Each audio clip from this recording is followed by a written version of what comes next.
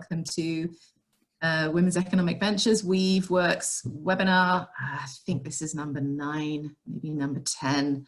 And this morning I'm going to be joined, or I am joined by Simon Dixon, who is the co-founder and CEO of a company called Idea Engineering. And that is a branding and strategic communications company based here in Santa Barbara, but also with offices in Sacramento and Washington, DC. And Simon is a branding expert, and you will very quickly gauge that as he starts to talk. He is also the author of a soon-to-be published book called The Relational Intersect.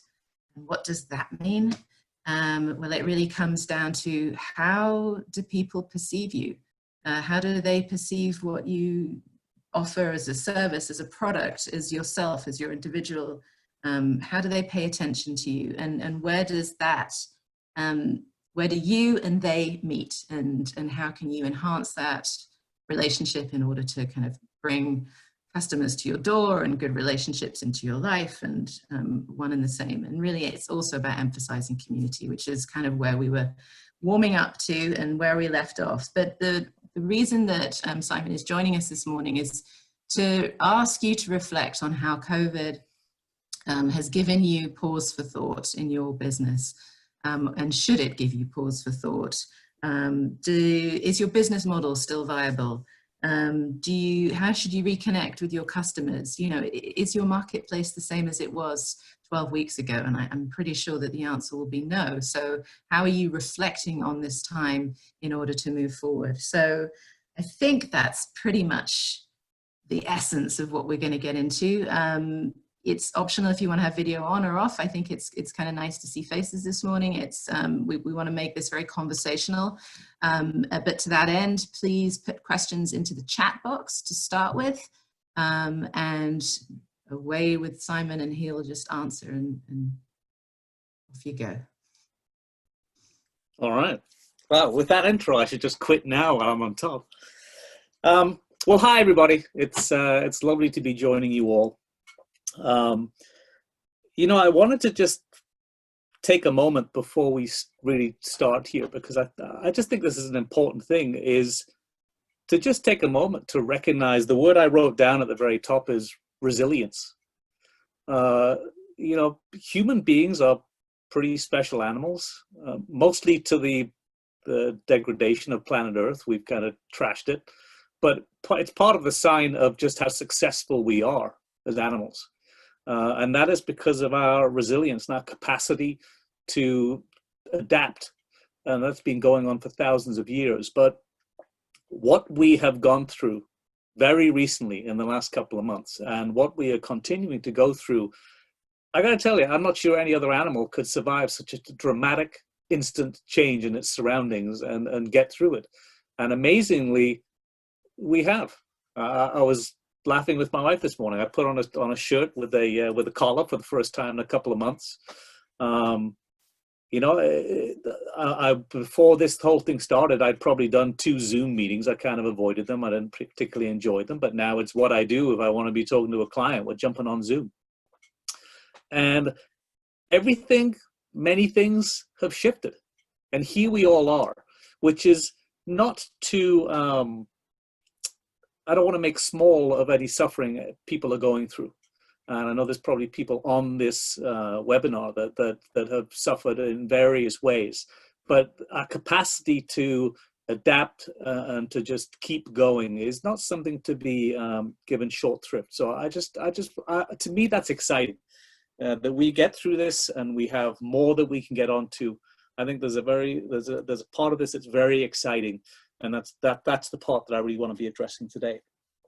And while Nikki was introing me, actually, I thought about something of my own, which I don't know why, it only just popped into my head. I'm not even sure if Nikki knows this part of my background. But so before I came to Santa Barbara, I ran a company in Washington, DC called Rocket Media.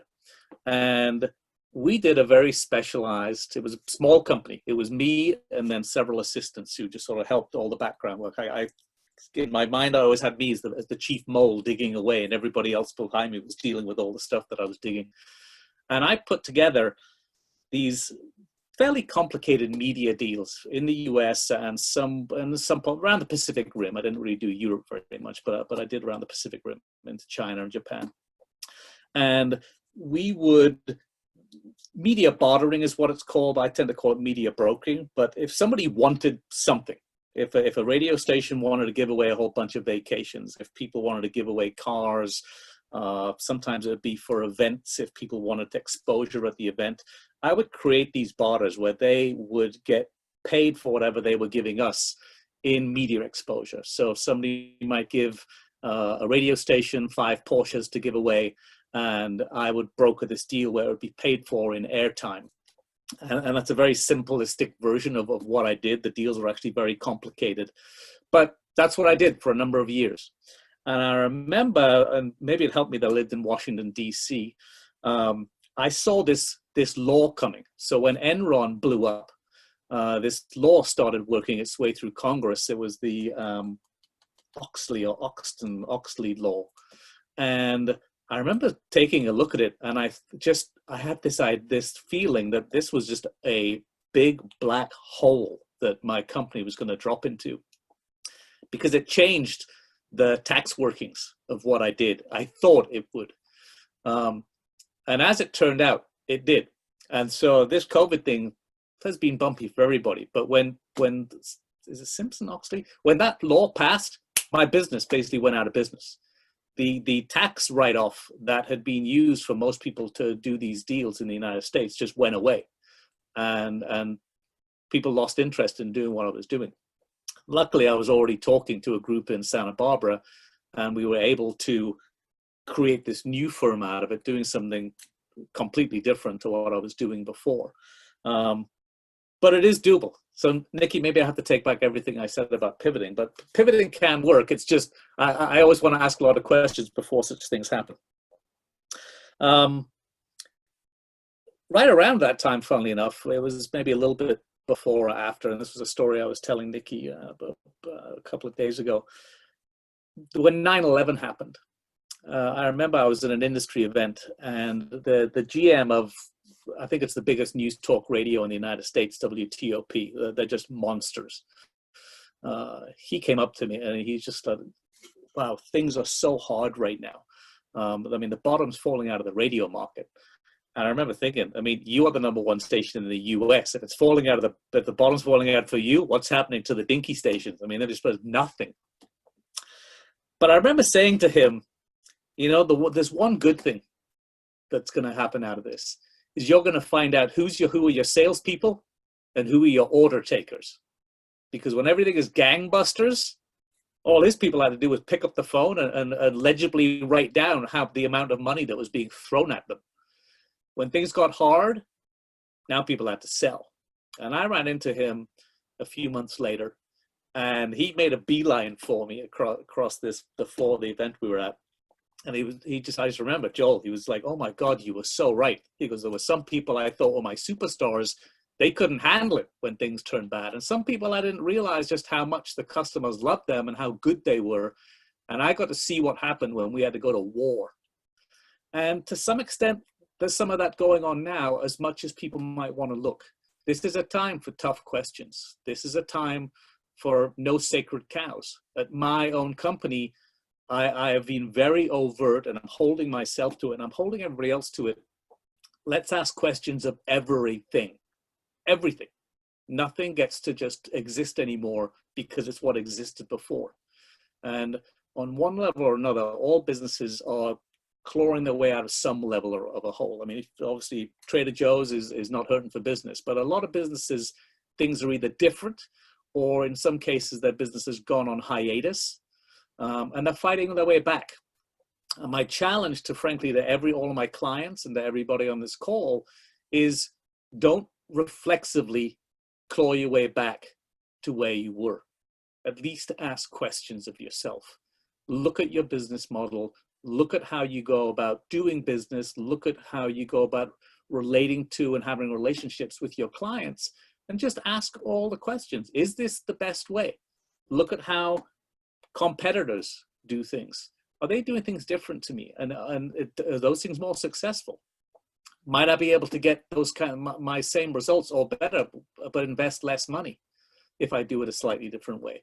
This is the time to really be asking that, because if you're not really doing anything right now, then how you fire back up is to a large extent up to you. I don't want to make it sound too easy, but if ever there was a time to be asking questions of yourself, it would be now.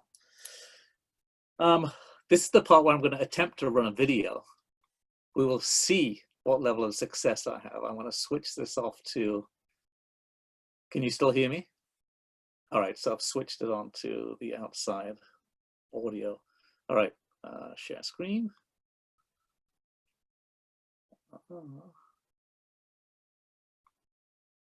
Can you see that? It's just a black screen right now. Can't see anything. All right, well, that might be good. I'm going to try running the thing now. Now? Can hear it. You can hear it, but you can't see it? Yeah. You can't see it? No. Maybe I didn't press share screen. That would probably be a good thing. Maybe I pressed the share button. Sorry, folks. Still fairly new at this. I have other people run this for me usually. All right. How's that? Good. But there's a black screen. Okay, there we go. Turn up the volume. Your history, a garden of pure ideology, where each work may bloom, secure from the pests, ordaining contributors. Nation's voice is more powerful a weapon than any fleet or army on earth. We are one people, one will, one resolve, one cause. Our enemies shall talk themselves to death and be divided up with their own concoction. We shall prevail. On January 24th, Apple Computer will introduce Macintosh, and you'll see why 1984 won't be like 1984.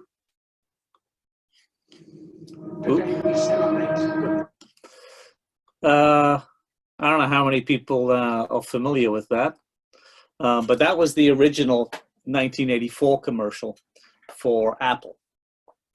And I show this, and usually when I'm showing it, I'll be at a university talking to people who are, 20 to 22 years old, and nobody will have ever seen this commercial before. But this was the commercial that essentially launched, I mean, it says Macintosh, but really it was relaunching Apple. Apple, as some of you may know, almost went out of business. Steve Jobs had been pushed out of the firm.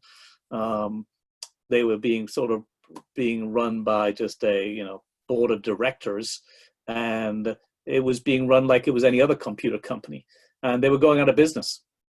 And they brought Steve Jobs back. I mean, don't you wish you'd bought Apple stock back then? And he changed this company, and he'd been working on a project called Next Computer, and he basically brought that in and turned it into the Macintosh, and launched it. And they created this ad. It's kind of a cool ad. I mean, I don't know how many people here might have seen it. It actually only ran once on network television. They ran it one time.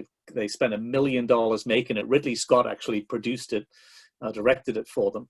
And $1 million for an ad back then was just a number that no one could believe. You made movies for that kind of money.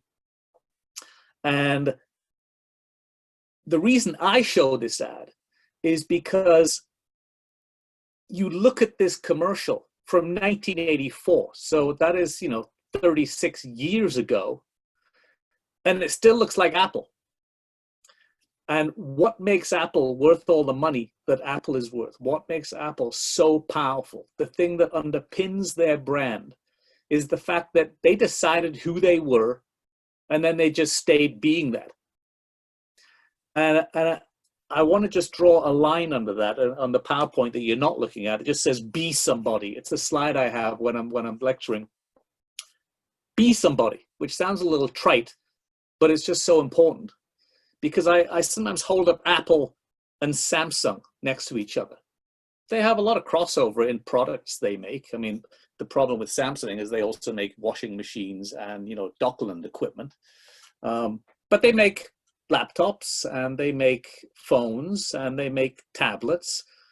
But what is a Samsung? What's a Samsung brand? What does that mean to you?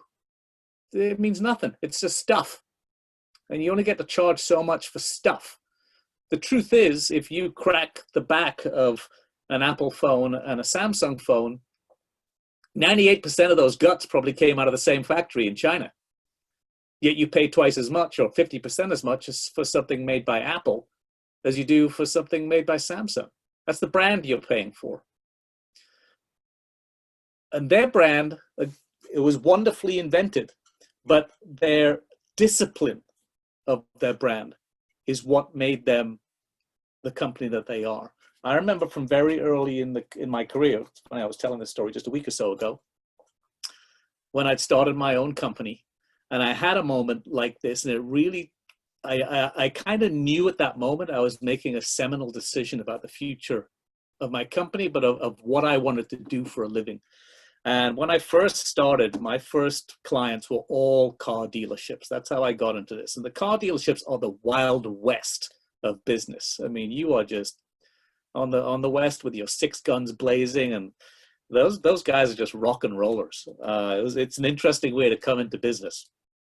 And I went and sat down with a very premier dealership in Washington, D.C., much bigger than, well, like an LA-sized dealership. And so these guys spend a lot of money on advertising. Even back then, we're talking like $50,000 a month on advertising. And I just remember sitting down with this new general manager, and he said to me, okay, what I want from you in these meetings, I want you to come and show me 5 new ideas a month of how we're going to market our dealership. And I sat there and sort of thought about this for a moment, and I said, here's what I'd like to do. I'd like to show you 1 good idea a year, because that gives us a chance to build something. And we couldn't resolve that. And I knew as I was presenting that was I wasn't going to work on something that didn't make sense to me. I wasn't going to go along with something that I knew was the wrong idea. And I knew it was probably going to cost me that very big client, but I ended up just, I went with the loss. And I'm not necessarily throwing that out as a business model, but it was just that idea of promoting that idea of figuring out who you are, and more importantly, allowing your customers to know who you are, and then continuing to be that thing. And when I work with clients, I often, to help them see marketing ideas, I just put it into, what if this was people? And I'd say that now. This kind of explained the relationship I was having with this client. What he was trying to do would be, if you went out on a date with someone 4 or 5 times, and then you were explaining your dates to a friend, and you said, wow, it's really interesting. I've gone out on like 4 or 5 dates with this woman, and every time she shows up, it's like she's a different person. She speaks in like slightly a different accent. She dresses completely differently, talks about totally different. It's as if it's a completely different person. And if that was referring to a human being, you'd think that maybe that person was unstable. It would certainly be very suspicious. And yet it's amazing how many companies go about their business and their marketing the same way. They keep reinventing themselves. They keep having a new idea of how they want to show themselves to the world. And instability, essentially, it promotes instability in a relationship. People aren't looking for instability. They want to know who you are. They want to like you. And then they want you to keep being the person that they like, not some new person next month. The next little thing I want to talk about is, I think there was a few people who maybe signed up for here actually who was some way of either fitness or gyms, because this relates to that, but it just happens to be about a fitness facility. The idea relates to anybody. But I've worked with a friend of mine, actually, in town, a long-time friend of mine. Our kids went to preschool. He opened with a couple of partners, a place in town called Variant. And they are a fitness facility really like no other. I mean, there are some that are a little bit similar, maybe one in this town, but in general, this is kind of a new idea. It is super high end. It really pulls together training and fitness with physical therapy. And as they went about talking about themselves, and unfortunately when they first one of his partners engaged a different marketing firm who did some things that I certainly questioned the use of. But as they explained themselves, what they essentially did is they explained themselves as a gym. And when I sat down with them and was asked to come and look at all the materials they've been developing, my point to them was, if you're a gym, you now have how many competitors in town? 10? And you're the most expensive one by far. That's going to be a problem for you. If people think that you're somehow the same as 24-hour fitness, but your cheapest membership is up around $300 a month, and your most expensive membership is around $1,500 a month, most people are going to imagine there's something wrong with that. But I know gyms where it costs $50 a month. You've created competition for yourself, frankly, that you don't need to create. If instead they started talking about themselves, well, so the next thing they could have talked about themselves, and in some ways they did, was personal trainers. Okay, well, I said, as a personal trainer, you've now gone from having 10 competitors to about 500 competitors. I mean, only some of them have facilities, but there's a lot of personal trainers in town. So now you've increased your competition. What you want to do, and this would be the piece that I want to stick with all of you, create a bar over which only you can jump. Find out a way to talk about and frame your business and frame your offerings that creates the least amount of competition for yourself. And one word that I want to align with that is a word, and particularly when I'm showing this to 22-year-olds at entrepreneur lectures, I throw a word up on the screen that says truth. And I let them stare at that for a while and point out that there's no trick in this word. It's a word that you have to believe in this business, or certainly should. And that is, it needs to be true. Find out truths about yourself. Every now and then I'll show up at a party and somebody will find out what I do for a living, and one way or another will say, oh, so you're the kind of guy who persuades me to buy things that I don't want. And my answer always is, I have to be truthful that there are guys who would say they do what I do for a living, and that is kind of the way they go about it. They're looking to just persuade you to do something. I don't see what I do as doing that. It's certainly not my goal, and I encourage it to not be your goal either. What I see the goal is what are the truths I can tell about myself so the people that are most likely to be my best customers can find me. At the same time, you want people who wouldn't be good customers for you to know that, so they don't make their wrong choice. This should be an honest thing. And when you go about it that way, I truly believe you create true lasting relationships. You find the people that are best suited to you, that most want to be with you. And so a challenge I have to any client, and I have to you today, is find out things about yourself. Look at your business, and including looking at things that you could maybe change in your business, or things that you could accentuate more, that firstly creates a bar over which only you can jump, perhaps talks about you in a way that creates less competition. If you describe yourself as a hair cutter, how many hair cutters are out there? You've just described yourself in a way that everybody with a pair of scissors is now your competitor.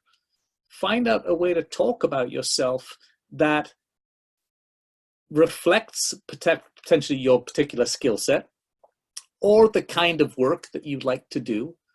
But find a place, if you can, that on a practical level narrows your competition, that allows people to see you in a framework with the fewest amount of others, but also allows people to see you in a way where your and their interests are best going to align, where the experience of being with you is going to be at its best. You know what? I think there's a lot of people now looking at marketing themselves maybe more aggressively than they were before, and feeling the need to do so. And that can sometimes be hard, particularly, you know, I don't know how many people here might consider cold calling to be part of what they do. Sometimes, I mean, that literally is getting on the phone, but there's various versions of marketing with various versions of comfort. All I'd say is one thing that really helped me, because, you know, it's funny, here I am doing a webinar, and a lot of people who've met me always find it funny when I tell them that I consider myself a very shy, introverted person, but I am. I'm kind of very outgoing, but man, I need some space to recharge my batteries afterwards. And I was painfully shy as a kid. Going into business where I did have to cold call, it was brutally hard for me. And there was a guy, somebody introduced me, this guy had been around for a long time before I came across his stuff, but somebody introduced me to this guy called Tom Hopkins, who kind of a corny sales trainer, but there's a few nuggets I got out of listening to his stuff. And one of them is, and it really goes back to that truth component, is his position was, are you for real or are you a charlatan? Are you making stuff up? Are you a con man? If the answer is no, if the answer is that you're bringing a good service, if the answer is that your heart is in this and you're dedicated and you're bringing something to people that really would be good for them, then why would you have a problem sharing that? What's your reticence to jump on the phone? What's your reticence to get out there? If it's truth, and if something that some people meeting you and doing business with you, it would really make a difference in their life. If the fitness that you are offering is going to give them 5 extra years of life if they pursue it, if the haircut you give them is just, you know, whatever, make Match.com go better, or just give them an accentuated feeling about themselves, why would you want to get in the way of that happening? Don't be in your own way of the money stream when you're helping people. And so the beautiful part of truth and rolling down the path of truth is you get to have that feeling inside of yourself. I am bringing people something that will benefit them. And if you fully buy into that, and if you fully internalize that, it makes, and certainly worked for me, it makes going out and chasing business a lot easier. You're going out and bringing people something that's going to help their life and help grow their existence.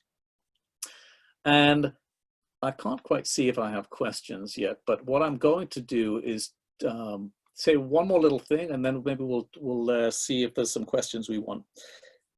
3 little words that anybody who's ever worked for me and that does work for me, well, the ones who do work for me know they're going to run into them, so they're usually prepared for it. But I want you to ask yourself these 3 words every day with every decision. And I want you to ask it of every idea that comes your way, or anybody that comes to you with an idea. And the 3 words just are based on what? I will have particularly young employees who will come up, and you don't want to stamp out people's vitality, but on the other hand, I want to make sure clients get what they're paying for. And they've come up with a great tagline, or a great, hey, this would be a great ad. Oh, look at this picture, we should use this. And my answer simply is, based on what? If that's a great picture, explain to me what's going to happen because of it. If that's a great tagline, tell me what that's going to trigger inside someone.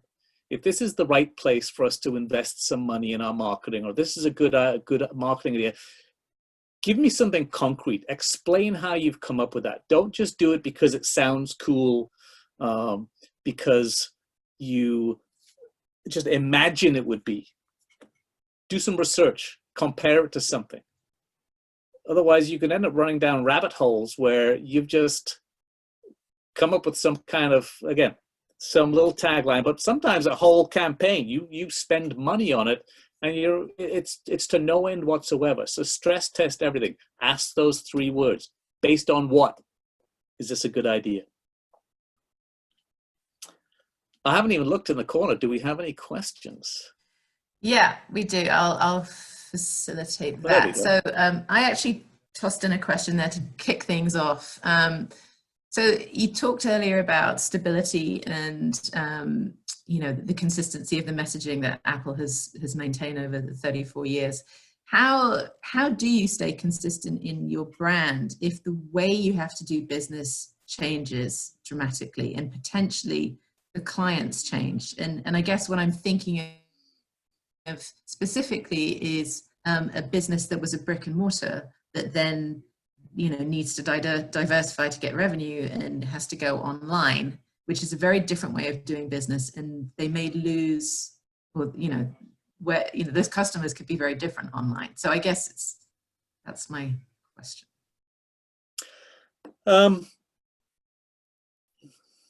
You know, I guess I'd again put that back into people, into thinking about this because these are interpersonal connections. I remember years ago when the big recession hit in like 2008, we were in a mad scramble. We had a different product mix, of course, different client mix back then. And I just remember January and February 2009, we had no money come in the door. Now I had a $75,000 nut I was pushing. And so, you know, you pucker up pretty fast when you have 75 going out and you have nothing coming in.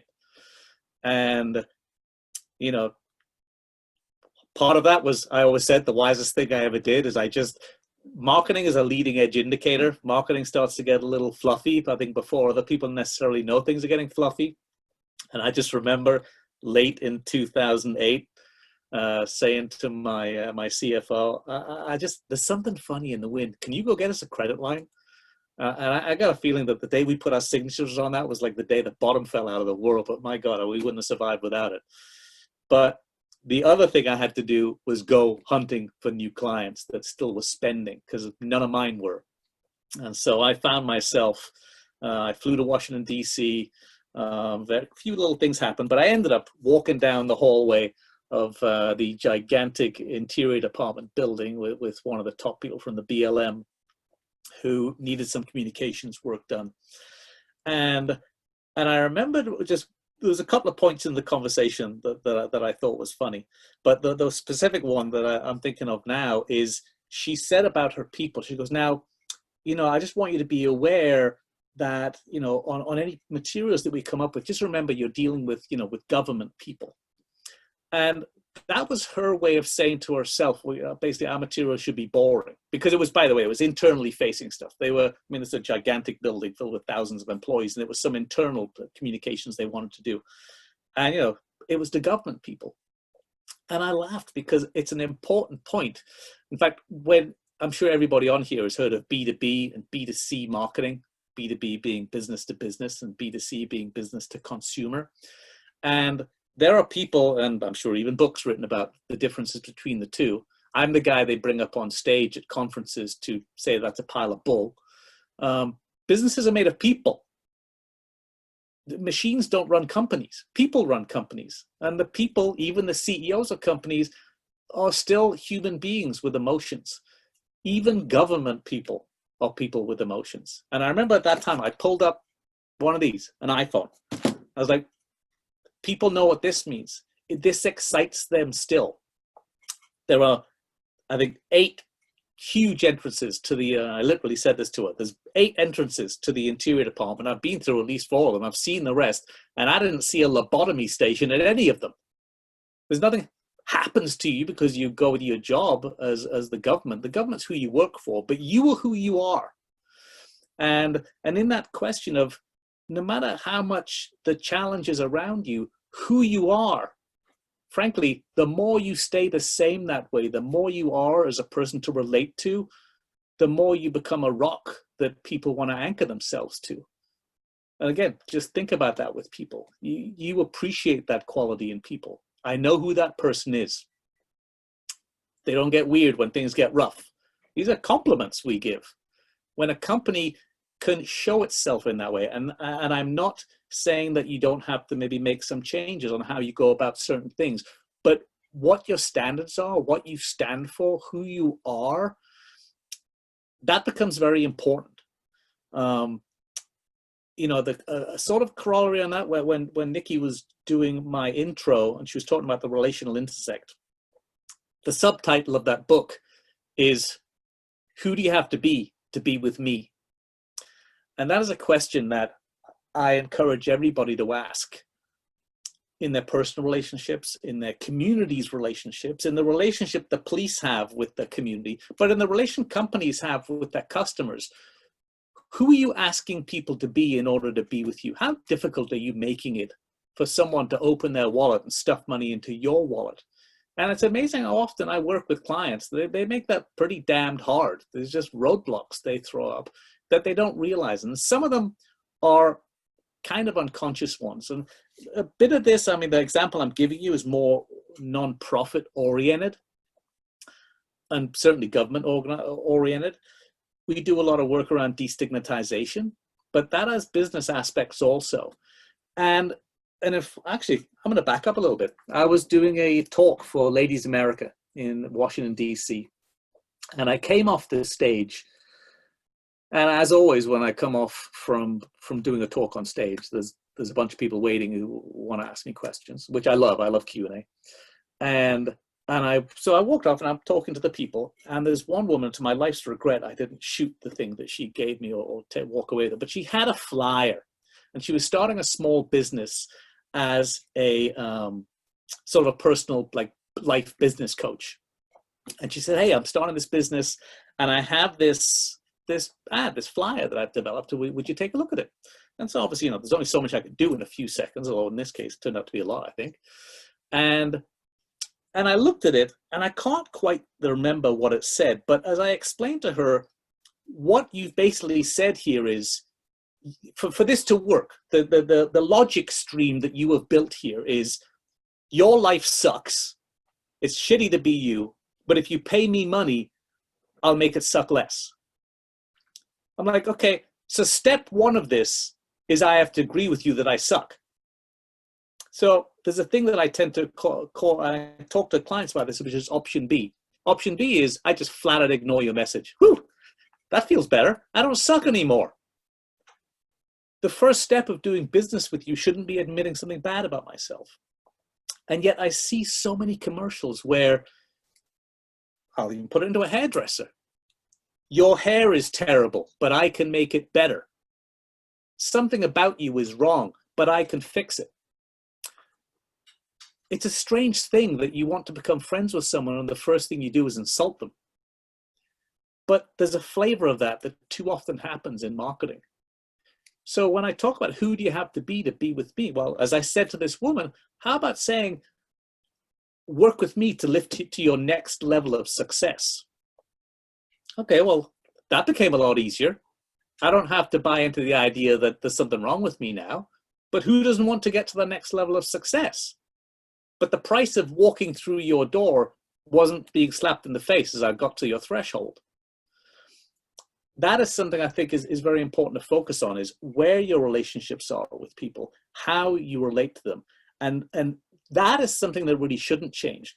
What's going on in the world and the madness might, but who you are, it's very important. Once you figure out who that is, and not everybody in this call may have done that to their satisfaction yet, but once you do that, I think it's important for that to remain the same. Does that make sense? Indeed. Okay, so going on to sort of the sales aspect, almost sales conversions and brand building. Does every touch have to be a sale? Kate brings up the point of she works in fundraising for a nonprofit and kind of uses a bless and release approach. So there's the, you know, if this isn't a good fit for you, then it's okay. How does that translate into business and commerce, and how does that relate to branding as well? Okay, that's a great question.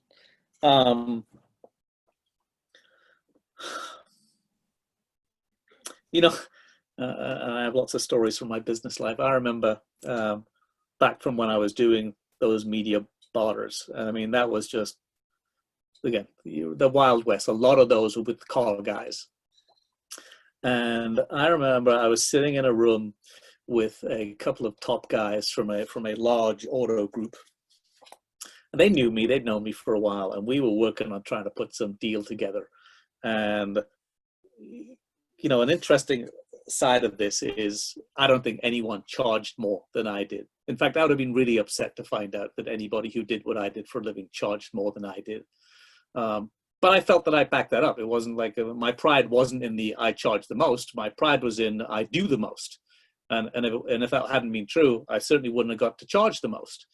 But, you know, nonetheless, they were car dealers, so they never wanted to give me $1 more than they had to. And I remember at one point, one of the guys just sort of paused the meeting for a second, and he looked at me and he said, "You are just a stone cold killer." And I knew that was like the highest compliment he could pay anybody. I knew what I was getting from him, and I took it as a compliment. That kind of fit the business I did then a little bit more.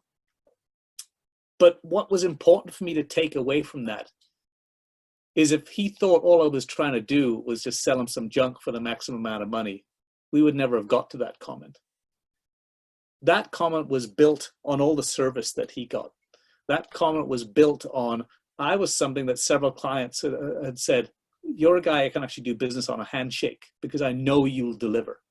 On a couple of times on these very big, expensive deals, there were a couple that went a bit sideways, not because of my fault. And I could have walked away from because I didn't have signatures on them. And I didn't. We made a deal. I said I would do it, and I did it, even though it ended up costing me. And people get to know who you are and what you stand for. So that question, there's two answers depending on how you're looking for it. Should every touch be a sale? In a way, yes, and in a way, no. The sale should be being made by the service that you're giving. The sale should be made by the client fully internalizing and understanding that you're really trying to do the best for them, that you're not doing all this just to make money for yourself, that you want to do right by them. They should feel that in everything you do. Is that going to help in your selling? Yeah, you're going to make sales because of that, but it's not because you bamboozled them or, you know, just crushed them into a deal. They're going to want to do business with you because they're going to see you the kind of person they want to do business with. Sorry, unmuting. Thank you. I would love to hear from some other people in the who are participating, but okay, just to make sure you're all still alive, in the chat box, can you write what kind of business you have? The chat box is at the bottom if you hover your mouse or finger on your touchpad over. Okay, so we have a clothing store. Come on, everybody. Non-profit. Vacation home rental. I know there's 18 of you out there. I think we need a few more. So come on, just share what your business is. Marketing and web design. Oh, there's a competitor in the house.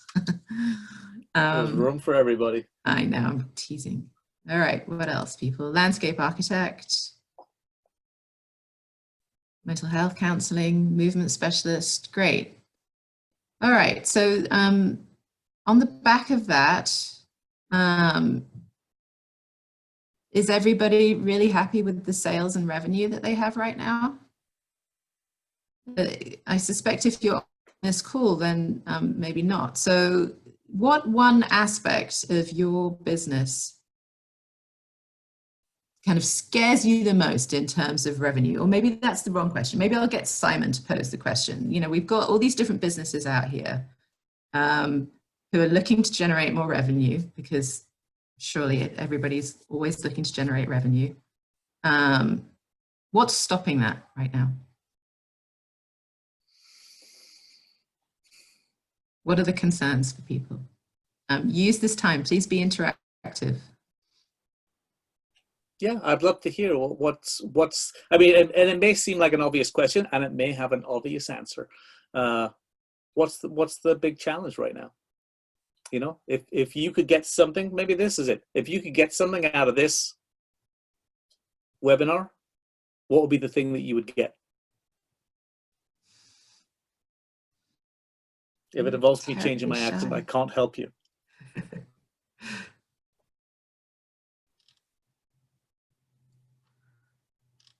All right. Teresa, which is your bookstore? I'm just wondering, are you willing to say?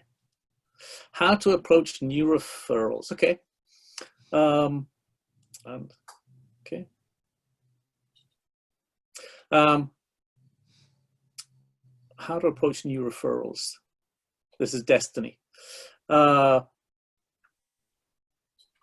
you know, Destiny. So do I know, did Destiny say mental health counseling center? Okay.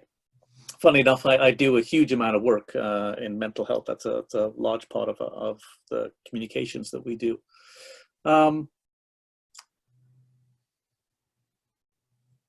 This would be an area, and maybe you do this already, so maybe I'm just going back to basics, but to some extent, that's what this webinar was entitled. And it's never a bad thing to do. Asking questions, particularly these big moments, become very important. Start with, what do you think are the most important things for people to know about you? I mean, that sounds simple, but you know, have you taken the time to write those things down? If you know, it's funny enough, when I used to do, I don't do it so much anymore, but I used to call it speed dating over at WEV, where they'd have people who were setting up businesses and working on the business plans. They'd each come and spend a few minutes with me and just tell me about their idea, and I'd stress test it a little bit. And I would say, if you're starting a business out of WEV, you probably don't have a deep marketing budget.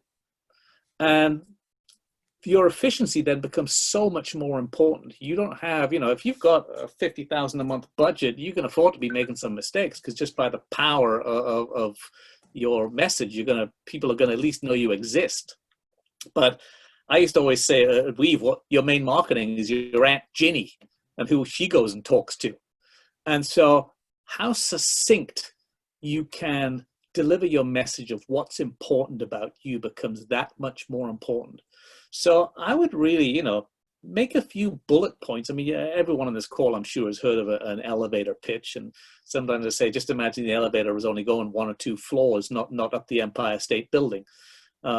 If you quickly need to put over what it is you want people to know about you, figure out what that is. And also importantly, here's one of my little sayings, and it's a very true one. No one gives a damn what you do. They care what happens because of what you do. What you do is just a boring list of things, and it makes you like everybody else. What happens in the world or to that person because of what you do? When you translate your job, essentially your service, into an impact, that's the stuff that makes people's hairs tingle on the back of their neck. What's going to happen to them because of what you do? And I would say in mental health, that's a potentially big story to tell. You know, you can't necessarily guarantee outcomes, but you can potentially give hope and talk about possibilities. And that's the case for anybody on any of the companies that are here. Relate to people in what can happen because of the work that you will do for them, because of the partnership you will create with them. What better world are you and they going to step into? And then you invite them into that. I'm looking on the list here. So I'm looking at Suzanne. Our ability to, can I read these out? Is that okay? Can everybody see these? Am I supposed to be private on these things? I don't quite know. I'm asking you, Nikki. Can't hear you. Maybe just use the first name. Okay, so Suzanne, our ability to take reservations is affected by government regulations and the situation is fluid. Man, isn't that a word that we're using a lot more now than we used to? What I need to know is how to generate business and bookings. Yeah, well, Suzanne, I feel for you. And, you know, this is tough. Everyone's in a scramble, and the truth is, there's no magic bullet there. you know, I'm going to say things that maybe you'll go, really, this is what I get from you, but maybe not, because it's amazing how often I'll talk to people about the most simple things and they go, God, yeah, I guess we're not really doing that as well as we could. The first thing to, if it's possible, is go to every bloody email you ever got from anybody about your business and understand that is a person that nodded their head at least some way in your direction. And another of my sayings that clients will hear from me is, it's easier to keep a head nodding than to get a head nodding, which is to say people that have said yes to you before are much more likely to say, as long as you gave them good service, are much more likely to say yes to you again. They already crossed the threshold of doing business with you, or potentially they crossed the threshold of thinking of doing business with you, but they were closer to you than strangers. Do the best job you can right now of finding every one of those. Dig deep. Go back through records, find everybody that either did business with you, thought about it, had questions, anyone. Because every one of those people is closer to you than a stranger is, and chase after them. That would be the first thing I would recommend. Time, how to prioritize time spent on marketing versus leads development versus follow-up. That's Courtney. Courtney, I'm not sure, honest to God, I'm not sure I have an absolute answer to that.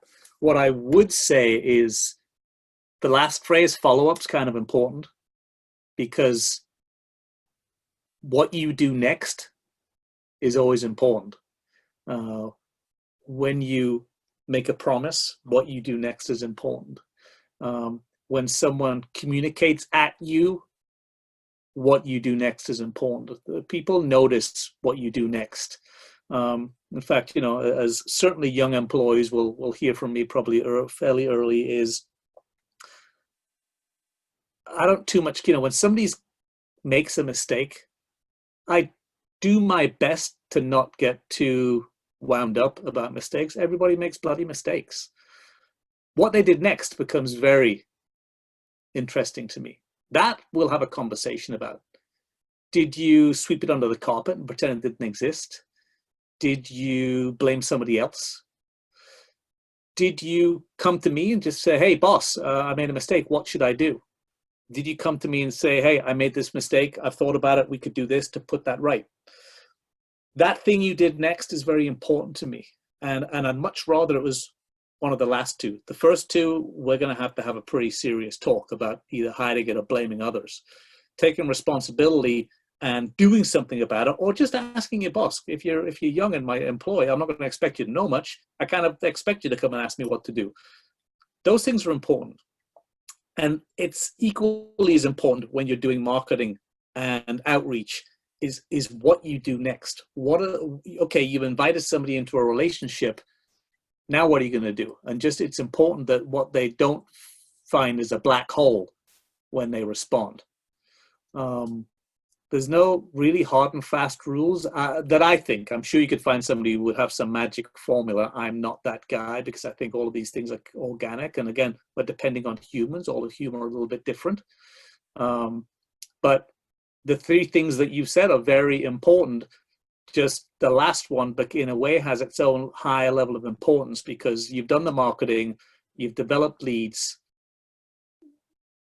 Then now, in a way, if people respond to that, they meet you. They actually meet you in your response. That's when you got to be really on the top of your game and show them who you are. Show them the person that they're considering getting into business with. Note to my question. So there must be an earlier question. How people book vacation homes in the future. Obviously not for vacations today. You know, I mean, that's a toughie. Here's the truth of the world. There are things that we just don't know yet. I don't know who first said it. It's something I hear every now and then, is, you know, but know the things you don't know. You can't have all the answers. There are things that we just don't know yet. But knowing what they are, you can figure that out. And do take time to figure out there are unknowns, there are known unknowns, and then there are knowns. Make sure you've figured out what all of your known unknowns are, so you can be trying to work out how to know them if and when that's possible. What you want to keep to a minimum in business is your true unknowns, the unknowns that you don't even know about, because those are the dangerous ones where you have the biggest chance of being bitten on the ass. Try to minimize those. There are obviously unknowns right now, and do your best on figuring out what they are, what you might do about them. Come up with maybe a couple of game plans of, hey, if things go this way, this is what I might do. I wouldn't spend too much time on them, because you don't want to be spending, again, too much time going down rabbit holes when there might be some business you can do right now. But do have game plans for maybe a couple of larger possibilities. I mean, again, for vacations, I mean, that from what I can tell out there, that stuff is starting to fire up. I think there's an awful lot of people who want to get away. In fact, I did notice in the New York Times today or yesterday, they ran an article about how not only are vacation homes starting to see a significant uptick as beginning, but also it's for longer amounts of time. They were saying people that were like averaging a week, it's now going to a month. And that was I don't know how blanket that, I don't know how accurate that is, but their point was there's people who want to just get out of town. And if that's there, then that tsunami is on the move. And it's an opportunity for you to get out there with a bucket and get in the way of it. So be prepared on that, and maybe think about some language of just, people are still, there's a lot of people who are still scared of what's going on. There's a lot of people who are talking about the next wave of COVID. What can you be talking about truthfully that you could be doing to make them feel easy about that, of what they're going to run into, potentially in the form of, I think cleanliness would be the highest one, of where, if they come to your property, what are you giving them? And frankly, even in this area, cities are what scare people right now. Going into big cities where people live on top of each other. I think the New York Times article was kind of about people escaping from cities, because they mentioned getting out of New York, getting out of LA. You come to Santa Barbara and you're kind of in the open air. I am not a scientist, but it feels safer than I would feel if I was in a packed community. And Santa Barbara is a step away from that. So I think there's possibilities out there and a way to shape your offering that for the, whatever it is, 12 million people that live in Los Angeles, they might see what you're offering as some sort of getaway oasis. So Kimberly, translating my business, which is very tactile, one-of-a-kind, non-branded merchandise into meaningful expression online. Wow, I wish I knew more about what that is, because that sure sounds fun and interesting. I'm gonna tell. It's funny because I wrote this down and put a circle around it, because it's like I want to tell a story, but I can't tell the story because we're literally in development on it right now, and I can't unleash a client's brand efforts right here before I've unleashed them to the world. But there is a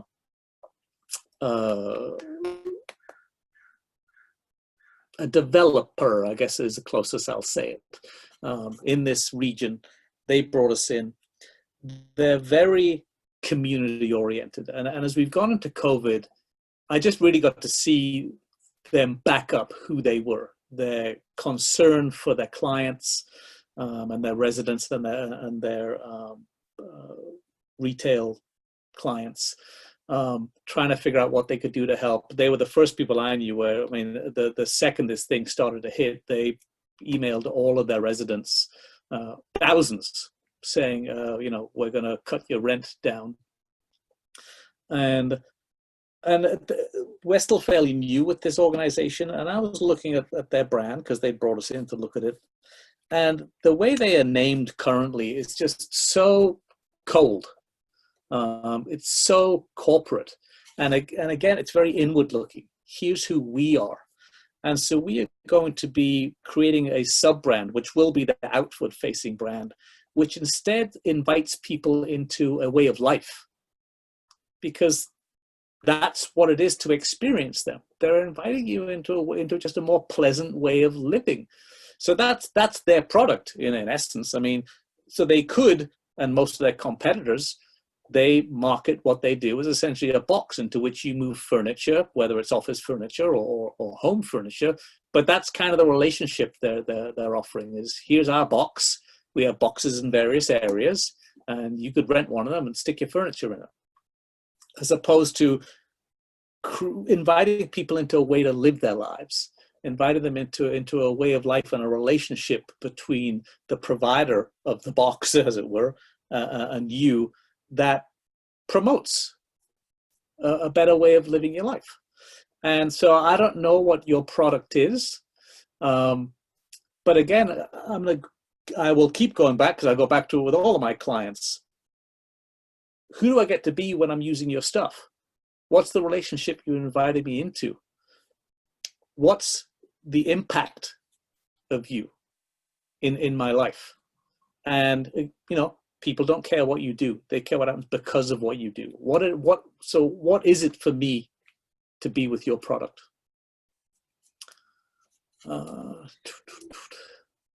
Just reopening. This is Teresa. Just reopening. General sense of uncertainty and fear in the community. Rely heavily on the sensual experience of being in our environment. Man, that's another one that I wish I knew what it was. That sounds lovely. The first word when I read that, rely heavily on the sensual experience of being in our environment, the first word that just popped into my head, Teresa, is peace.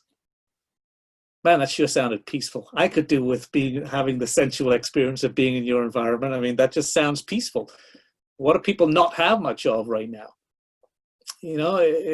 Very early in, as we went into this, and so, my job has to be trying to get out in front and thinking of these things. So very quickly, we put together what we call the Habits campaign for Ventura County, which is now being used by a number of other people too, but Ventura County Behavioral Health. Because as we went into this, and as I was trying to think down the road, as I sort of said to our clients, we're essentially entering, as the shutdown orders were being put out, we're essentially entering into a statewide and even nationwide psychological experiment involuntarily. We're going to coop everybody up. What's going to happen because of that? I mean, you've got the relationship side. Who knows how many marriages out there, the basis of the success of their marriage depends on only being around each other for a couple of hours a day. Now they're around each other 12 hours a day or more. How does that play? There's versions of that. And then the other side is people, and this is what this campaign was about, this specific one, we've done a couple of others too. People are going to develop habits. They're going to suddenly be doing things in a different way. And it's not exactly a full truth. It's a partial truth that, if you want to develop a habit, if you can do something for 21 days, you can develop a habit. Well, when you hear that, the idea is you develop a good habit. But that works in the other direction too. And that drink with dinner that you have only on the weekends can suddenly become one you have every night, when every night appears to feel like the weekend. And all of a sudden it's 2 drinks with dinner. And hey, I guess now it's okay to, suck on a marijuana-filled vape pipe when I go to work. So I'm not going to work, I'm going to home, and home's where I do this. And these habits can creep up on you. And in amongst all of that, and in amongst people who literally lost their jobs, or people who are frightened of losing their jobs, and maybe everybody on this webinar who has serious concern of what happens going forward, only a slice of which I can try and help with, there's a lot of people who don't have a lot of peace in their life. And if you're sending me about the sensual experience of being in our environment, man, that sure as hell sounds like a place I'd like to be. So if that's part of what you're offering, that is potentially the peace angle, is an angle I would go to. There's a lot of people who want peace right now. And frankly, that goes back to Suzanne with the vacation places. People want to get away. They want to just literally get away from where they feel like they are prisoners right now. The worst part of prison is not in a way, the prison itself. It's you lose the capacity to make decisions for yourself. Your freedom is taken away. And that's happened to everybody. Their freedom has been taken away. I can't just roll into a store. I can't just get together with a bunch of people. A lot of things that we took for granted are gone, at least for a certain amount of time. And if you can offer a getaway from that, whether it's in whatever service you offer, Teresa, or whether it's literally in a, literally physically getting away from where they live, if they're in a big city, Kimberly, that a lot of people are looking for something like that.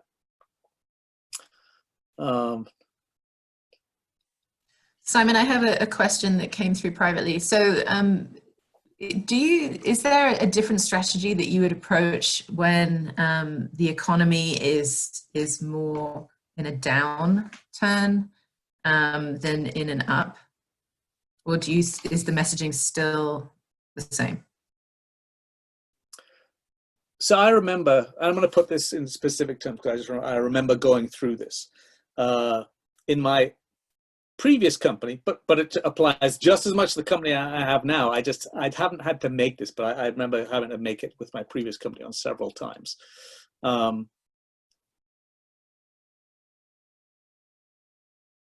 With that company, so what I essentially did is I delivered half price, 1/3 price media. I put together these huge media deals. They were very complicated. They came with some caveats, as your time might only run at certain times, not shitty times, just you couldn't, if it was the week that the radio station would usually have their biggest amount of sales, your stuff wasn't going to run for 1/3 of the price of what everybody else was paying. But you would get a great schedule spaced out over time, and you pay about 1/3 for it. And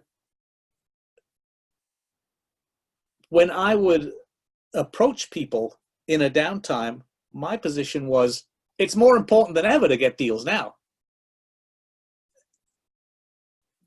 The time when you least have money to waste, how much you spend on it. Now, I don't want to get, that was very specific to that. I'm not suggesting that people cut prices, because I'm not a big fan of price cutting when you can avoid it, because it sends a certain message. Now, when things are really grim, you might not be able to avoid it. You might give it via a discount. I know that there's a lot of that out there, and I don't want to try and tell people that's cancer. You just got to be careful, because particularly when people, I have people will come to me and they say, hey, I'm thinking about saying, hey, try me out for free, and then maybe I'll make a client out of them later. And I say, so you've just valued yourself at nothing. Why should they? So another little saying of mine is, don't ask me to respect you more than you respect you. Why should I be the one that's doing all the respect of you? If you don't think you're worth anything, why should I think you're worth something? So I say that with the knowledge that we're going through some tough times right now, but just be careful with yourself when you are figuring out what kind of deals you want to give people, that you don't devalue yourself in doing it. Find out the things, not just for them, for you. Find out the thing, go back to, look in the mirror and literally have a conversation of what is special and important about you and your business and what you bring to it and your dedication and the service that you give your clients. Start each one of these tough days off with that. Might sound a little corny, but I think it's important to do it, because your clients need to know that from you. They need to know your value, because they are also in a time of fear. Things are also frothy for them. It becomes important for them to put their money in the right place. And that's my roundabout way of coming back to the beginning of this question of offer them the best use of their money. When money is tight, where you spend it becomes more important. Show yourself as one of those places where they get the best value for their money. And value for the money doesn't mean that you offer the lowest prices. Value for the money just means what you get compared to what you give works out best for you. And shape your conversation in that way. So I'm going to throw that back a little bit as well. There's a lot of impulse buying that happens. And I think, particularly online, that can be the case. So is that, I don't know. I mean, then you're emphasizing about connecting with the emotion of somebody, right? So is that something that can be employed to your advantage? You know, the first thing I'd say is I just want to openly say that I don't really work with business models that involve impulse buying. And some of that's just a personal thing. It's not something I want to promote, quite frankly. I enjoy crafting solutions where, as it is for my own company, when I do, right now I'm reworking and refreshing the brand for my own company. We have a relatively new website up, and we're going to go to generation 2 of the new website over the next 30 days. And so it's an opportunity for me to go through all the very things that I'm asking you to do. And something I've realized about my firm is we are so often asked, a little bit less now that we've sort of changed the client mix, but still, nonetheless, not a month goes by without someone walking in the door with what I call a rescue project. Hi, we hired this other ad firm and we hate what we're getting. What would you do about this? And it pains me at times what they're bringing in the door, because it's obvious that no one did any thinking, that significant questions were never asked. And I remember one in particular, because it pops up often when people are walking in with website rescue projects. We had somebody walk in the door. They were $100,000 into a website build, which, I mean, maybe there's people on this webinar that think, that's nothing. But for most people, $100,000 into a website and not yet having the website, a significant investment.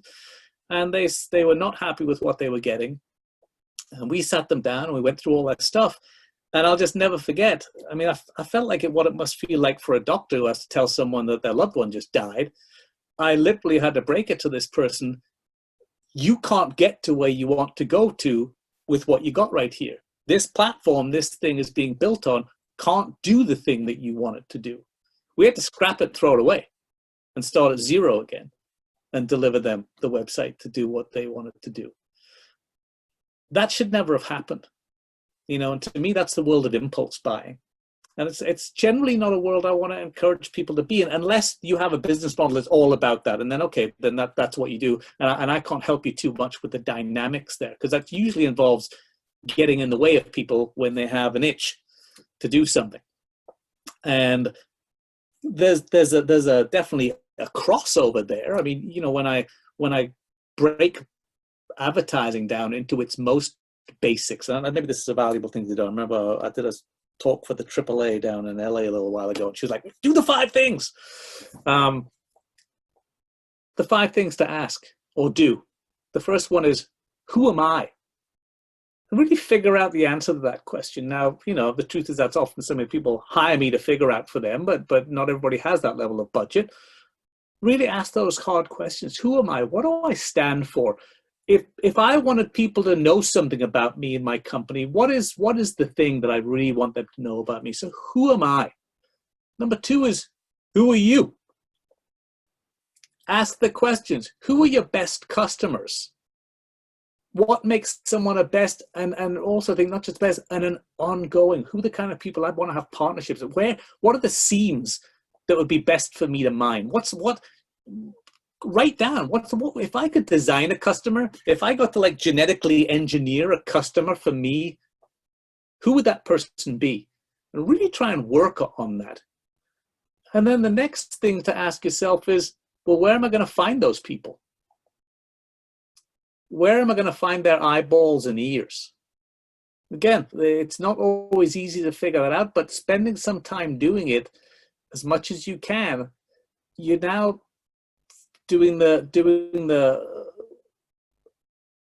creating the place where you're going to be standing with your net as they come flying by. The 4th part is this is where it gets a little stickier, and frankly, I often drop the 4th, which is the relational intersect. So, you know, I have a website that just literally came out last week about this, and we're going to be slowly building this out, and the book will eventually come along with it. But it's that question. Who do you have to be with me? and just work on ironing those things out. Work on you being a place that's better than where they are right now, that you are someone they want to be with. This will resonate maybe most with the mental health provider that's on here, but it's something I talk about a lot when I'm giving talks to mental health providers. There is a thing that mental health providers say all the damn time, which is, we'll meet you where you're at. And who was that person? Was it, I need to know now. No, not Deborah. Well, maybe I can't find that person. But who will meet you where you're at. And what those people absolutely mean when they're, maybe Destiny just said it was Destiny. When they say that, what they mean is it comes from a good place in their hearts. What they actually mean to say is, no matter where your life is, or no matter what's going on, it's a good time for us to get together. It's a very heartfelt, beautiful thing. But what can happen on the reception end of that? Well, as I always say, you'd never say that to Oprah. I'll meet you where you're at. You never say that to her. You only say it downhill. You're only going to say that to a person who's in a worse position than you. Trust me, they notice. Now, they may not notice overtly, not in the way I'm explaining it to you right now. They're just going to kind of notice that they don't feel good when you're around. Now, what worse thing could you want than a person that needs mental help not feeling good around the person that's there to give them that help? And I run into that problem a lot in the mental health world and in other with government agencies that provide things that help people. But they make the price that the person has to recognize themselves as something they don't wish to recognize themselves. They have to see themselves in a light that they don't wish to see themselves in light, as that first step to being in a relationship. So at the very least, they don't enjoy your presence, whether that's physically or just as an entity. The next level of worse is they kind of avoid you. And the third level, they just avoid you entirely because they just don't like you. And so now you've got people, you're offering help, they need the help, but it ain't happening because you've made the price of getting it worse. So think about all of that chain as you go through creating your messaging. And at the end of it, I think you end up with some very valuable ways of getting a message out there where people, you know, if anything, I would leave this with, make the goal of getting to know you. You know, firstly, be someone that people want to get to know and look at your service that way. And then let them know the things about you that would be the things they would want to know. And so you're entering into a relationship on a business level that would be the same kind of thing that you would on a personal level. People like liking people. People like being in relationships. We're relational animals. And the business ones, in all truth, are no different. And the ones who do it successfully are the ones that people feel like they know who they are and what they stand for. And that is very doable on this level. You don't have to be Apple to do that. In fact, I'd say maybe it's harder for Apple. But they make it do it. You can do it too. And that's very reachable to you. And that's very doable now. And it's something you can work on now. And I can't promise you that, you know, you're going to have a problem with the bank saying, stop sending us money, you're sending us too much as a result of this. But it is a path to you being the most successful version of you right now and into the future. That's a very good place to stop, I think. We're pretty much out of time. And I think just to kind of emphasize what Simon was saying, you know, we're at a point, and maybe this is always the case, but we're certainly at a point now where people want to be feeling good and they want to be feeling liked and they want that kind of, you know, goodness around them and in the community and in their interactions and in their relationships. So I think that has been summed up really well by what Simon has been saying over the last hour and a quarter. Again, to remind you, his websites are ideaengineering.com and the Relational Intersect.com or .org. .org. .org. And what I'll do is send out a recording of this webinar later, and I'll include those web addresses on there. Simon, are you comfortable with your information being shared? Yeah, absolutely. I mean, look, if anybody wants to email me directly, I can't promise speedy replies, and I can't promise ongoing conversations or, you know, huge amounts of free marketing advice. But if somebody has a question that I could quickly deal with, I love doing what I do. I hope each of you feel that way about what you do, because that is the first step to success.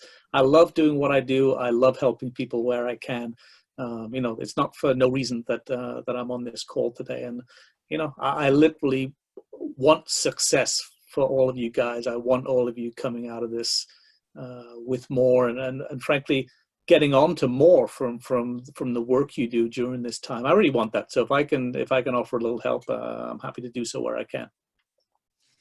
And also, just, you know, going onto the website, you'll see what Simon's talking about. You know, he's talking about the feeling that is being engendered by what he's delivering in terms of his business and products and ideas. So he walks the walk, and I just want to say thank you again for your time this morning, Simon. It was great to have you on. So much wisdom in every story, and I'm sure we could talk for hours, but I just thank you for your time, and onwards with a smile on our faces. All right. See you all later. Bye. Bye-bye.